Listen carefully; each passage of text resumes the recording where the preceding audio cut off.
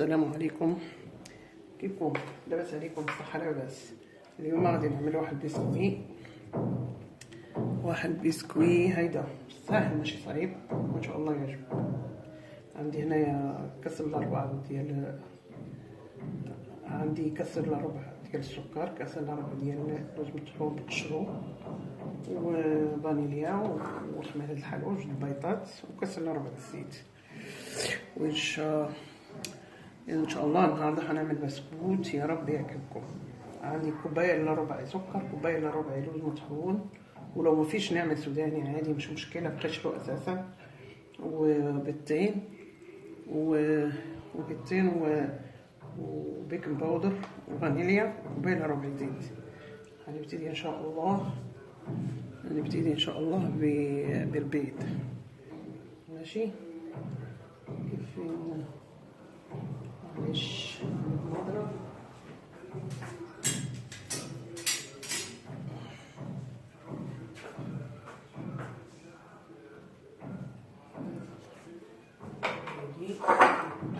نستعملها عشان ما نكركبش علي الدنيا. ماشي، بسم الله. هنا بيضتين،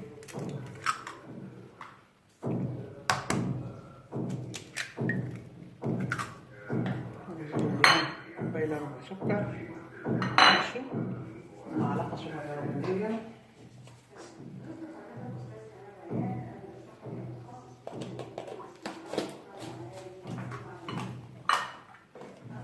الرحمن الرحيم.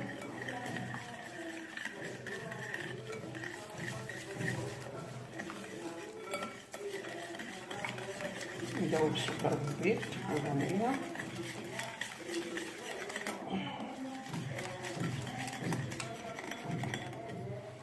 كده عندي.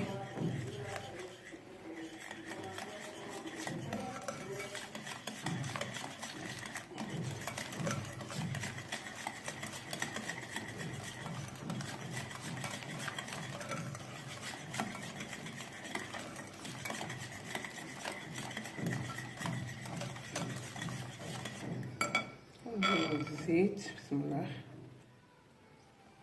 كوباية الا ربع، نخلط كويس،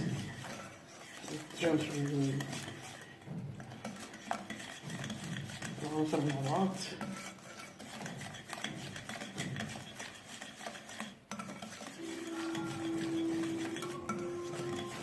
ندور السكر قوي، ندور السكر،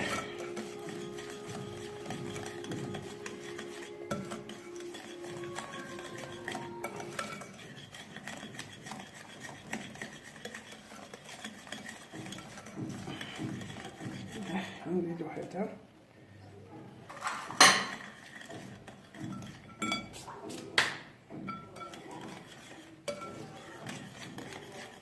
نجبر شوية ديال المليحة، أنا المليحة دايما كننساها.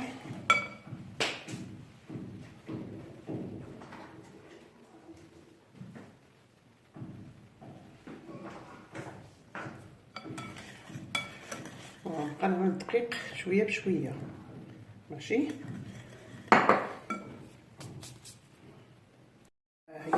هي العجينة بتاعتنا، هي العجينة ديالنا مزيانة. هاهي طرية مش وقتي. هنعمل انا عملت لها كمية دقيق ما خدتش كتير. المهم هنعمل لها كده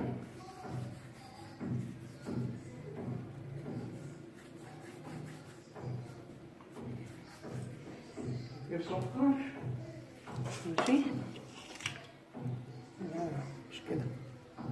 العجينة ديالنا هي هادي، ما كتكونش قاصحة، كتكون طرية. ماشي، وحنا كماشيين كنعملوها هكذا، ونمرضوها شوية في السكر هكذا.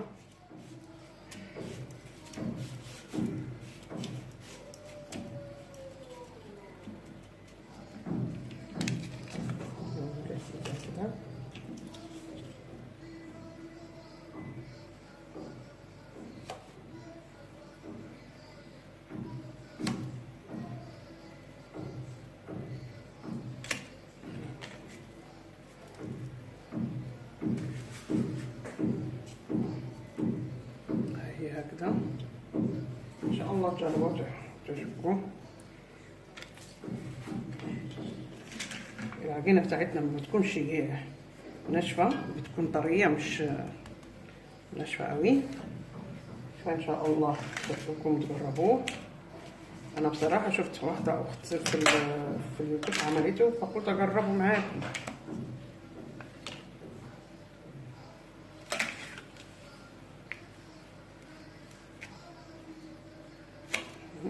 كده بس كبيره عملتها، شيل منها كده.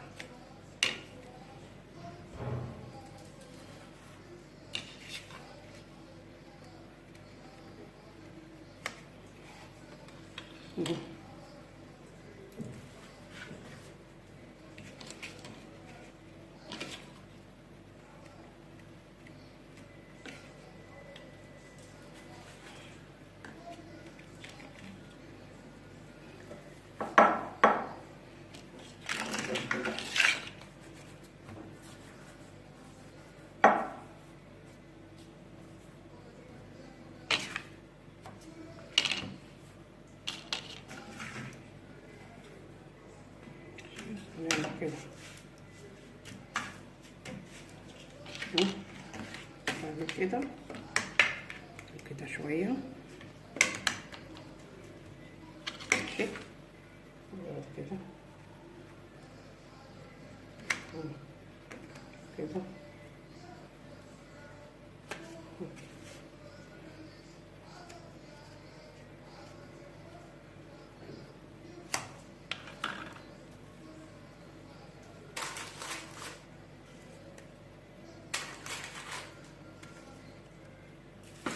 ماشي، هفضل كده لحد ما اخلص وارجع لكم ان شاء الله.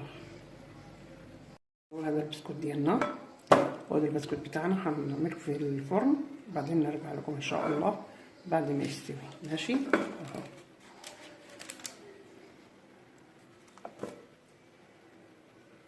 البسكوت بتاعنا يا رب تجربوه وتقولوا لنا رايكم، وتدعمونا في القناه وتعملوا لنا اشتراك وتفعلوا الجرس. وشكرا لكم، وشكر كل متابعينا.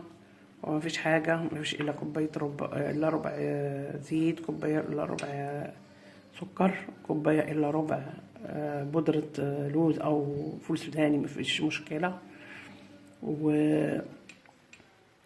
واسمه ايه، وبيضتين، ومعلقه صغيره فانيليا، ومعلقه بيكنج باودر بس، يعني مش صعب. ولو عاوزه تضعفي المقادير يجيلك اكتر من كده ممكن، يعني عادي. ان شاء الله تجربوا تقولوا لنا رايكم وتفعلوا الجرس وتدعمونا في القناه. وشكرا لكم، شكرا للجميع، والى اللقاء في قصه جديده ان شاء الله.